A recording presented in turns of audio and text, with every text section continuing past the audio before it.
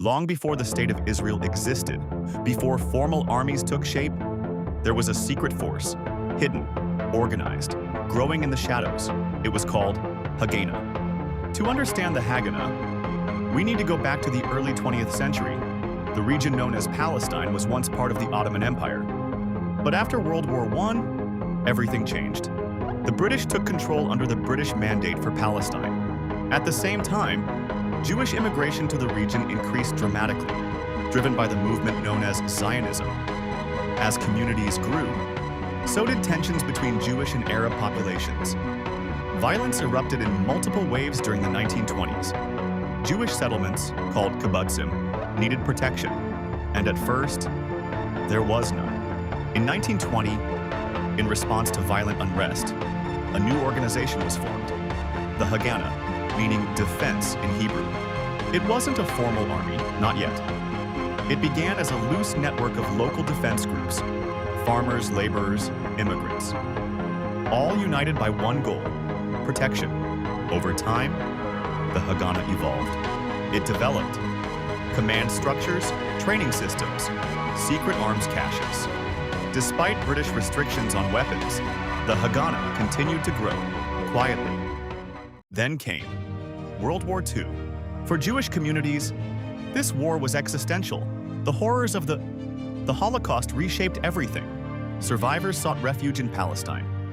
Many joined the Haganah. By the 1940s, the Haganah was no longer just a defense force.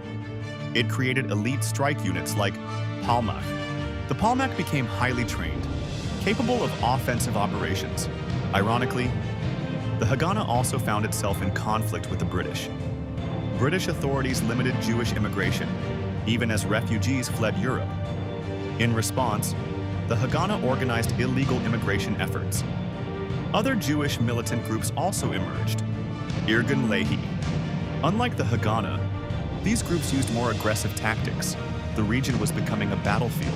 In 1947, the United Nations proposed partitioning Palestine. Almost immediately, violence escalated into full-scale conflict. In 1948, the State of Israel was declared, and the Haganah transformed overnight. The Haganah became the foundation of Israel Defense Forces, a unified official military. Former underground fighters were now soldiers of a state. The Haganah's legacy is complex. To some, it was a defensive force, protecting communities.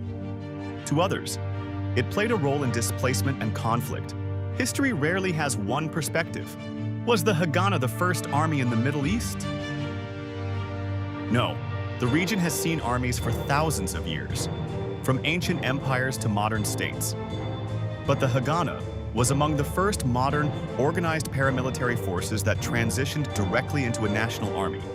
Today, the influence of the Haganah lives on, in military doctrine, in national identity, and in the history of the region.